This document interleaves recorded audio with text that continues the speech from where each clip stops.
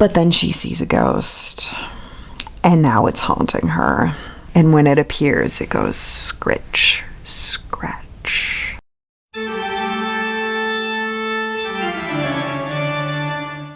Hey everyone, what's up? And welcome back to my new and improved channel.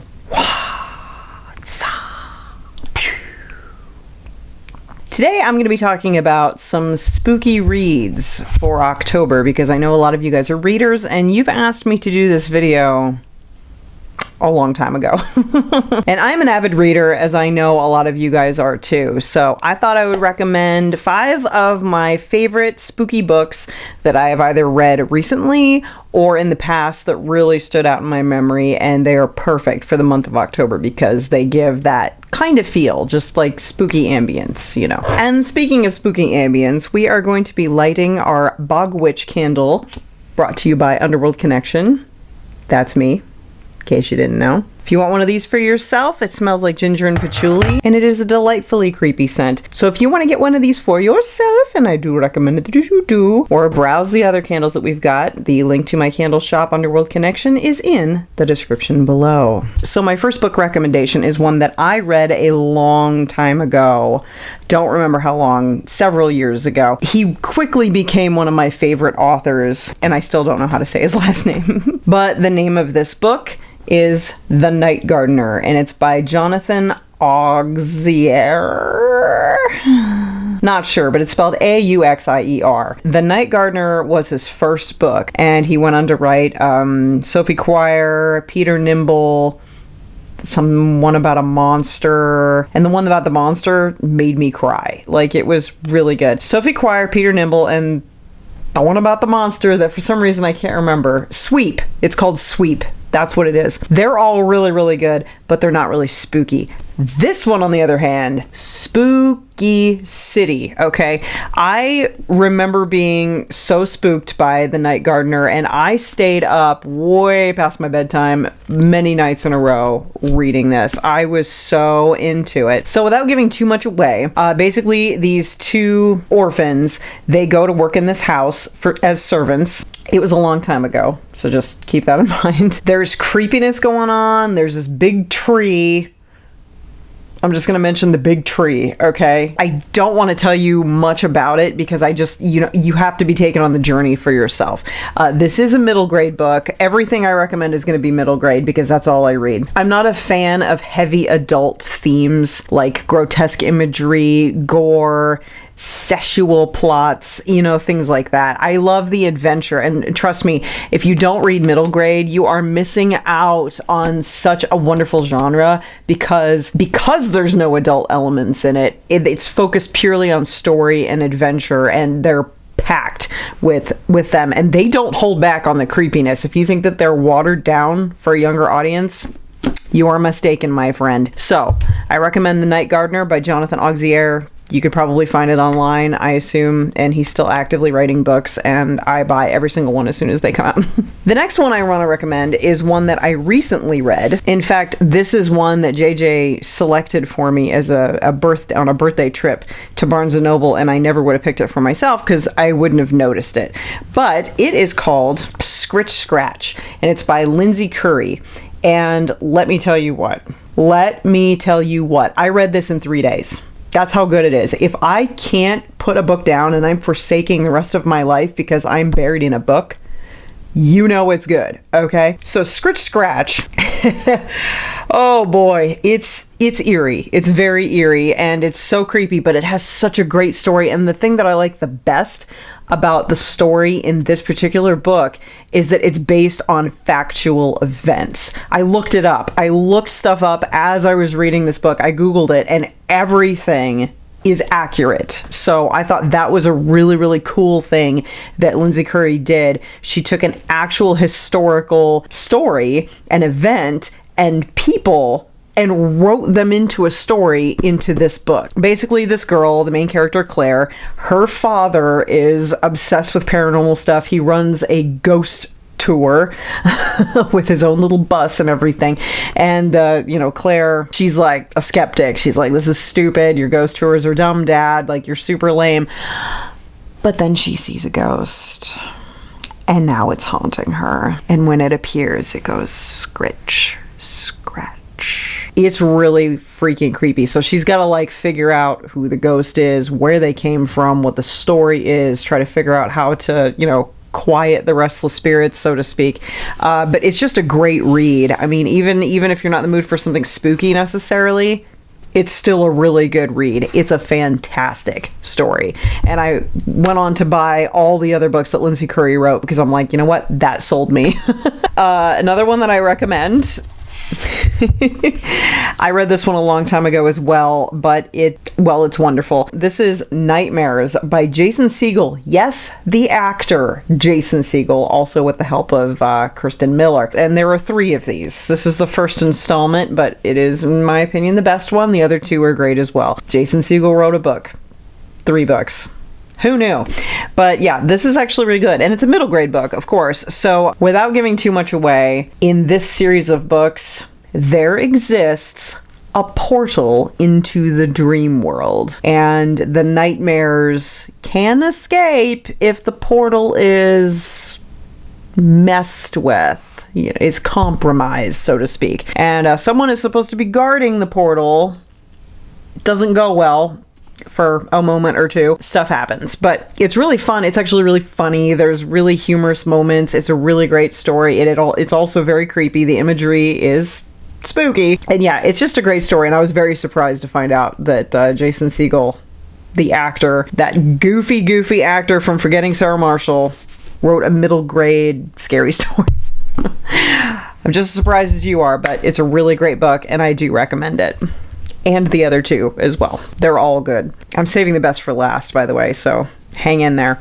This one I read, I think last year. It's called The Bone Garden by Heather Kassner. Now, I don't remember the story of this one so much, and I know that's not helpful, but I remember the feel, because I was looking through the books to recommend, and I was just like, what was that one? What was that one that made me feel that certain way? Couldn't remember the name, couldn't remember the plot, nothing. And then finally, I was like, I feel like it had something to do with bones. Thankfully, I keep an app on my phone, which I recommend you do too if you have a lot of books. It's called My Library. It's the My Library app. All you have to do when you get a book is you scan the UPC code. Boom, it logs your book.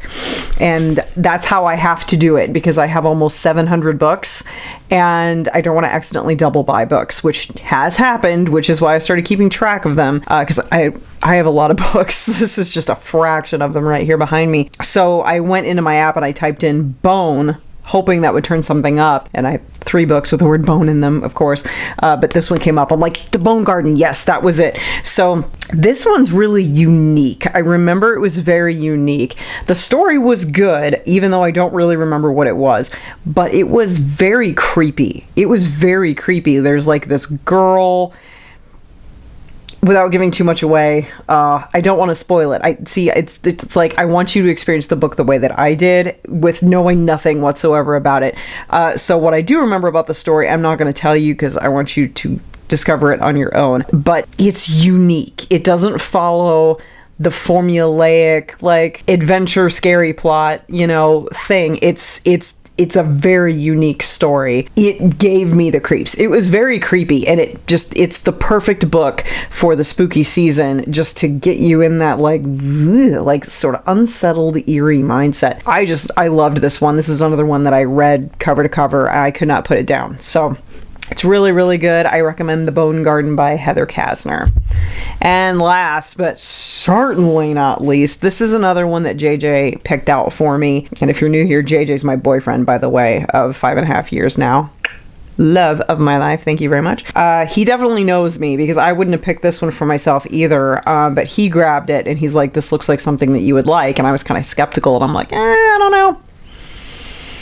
The man knows me, because I read this one cover to cover, and I even told him as I was reading it, I was like, dude, this is heavy. This is like some seriously scary stuff for a middle grade book. Let me tell you what, it is intense. But it is called Mine, and it's by Delilah S. Dawson. I don't even know where to begin with this one. It's intense. intense. Okay, I'm surprised that this is middle grade, to be honest. It's not adult themed, and the main character is middle grade age. However, it's so intense with the scary moments and some of the descriptions. Like, it's just wow. So this girl Lily and her parents, they moved to a new house in the Florida swamps. Imagine that. And the way they described the trees, the mossy trees, I was like, I know exactly which trees you're talking about. I used to live there. I used to question those trees. I believe they're actually in Tampa, if I'm not mistaken. They're somewhere near Tampa. They mentioned Tampa in here. It's not on the back, but I remember them mentioning Tampa, and I'm just like, I know exactly what you're talking about.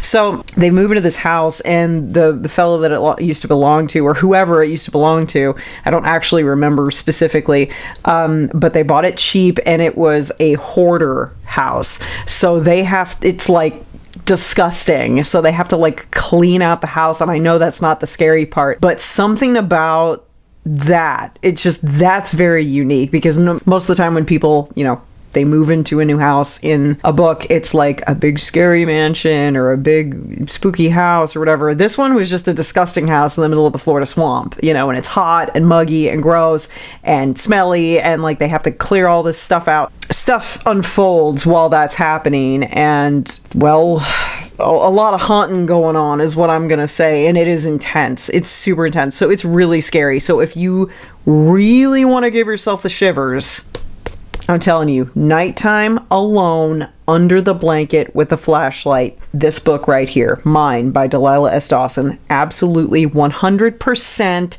scared me to death. And I don't scare from books very easily, okay? I've read Stephen King, and I just kind of thought, well, this is stupid. I'm going to read stuff for 12-year-olds now because it's much better. So these are the books that I recommend for a spooky October read. If you want to get in the spooky, chilly, fall, eerie, creepy spirit, and you're an avid reader, go for those. I will put the names and authors of all the books in the description below so that you can reference them without having to like rewatch the video or whatever. And most of them you could probably find at Barnes & Noble, and if not, if they're like out of print or something, then you could probably find them on Amazon. Definitely. My personal favorite website for books, I'm just going to plug this real quick. I'm not affiliated or sponsored in any way. It's just what I always recommend to people. Bookoutlet.com. That's BOOKOUTLET.com. They're based out of St. Catharines, Ontario, Canada, and they have a shop in Buffalo, New York. Weirdly enough, I used to live there. Had no clue it was there. But I definitely visited the physical shop once when I went to St. Catharines on a visit to Ontario, because I really like to go to Ontario. It's amazing. They're all new books. They are brand new books with maybe like a slight defect. Like this one we got at Barnes & Noble, but like, for example, this will qualify as a defect. Like this little lip that's curled up right here on the cover.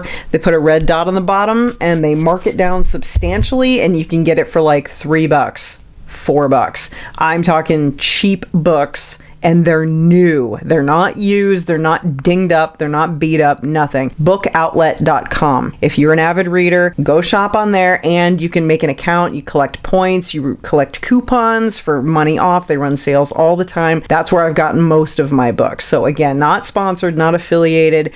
I just highly recommend it to people who love to read and don't have a lot of money, because there's no way that I could have afforded all these books at regular retail price. You know what I'm saying? Almost 700 books. Come on. And don't forget to check out underworldconnection.com for your very own collection of spooky scented candles made specifically and uniquely by me.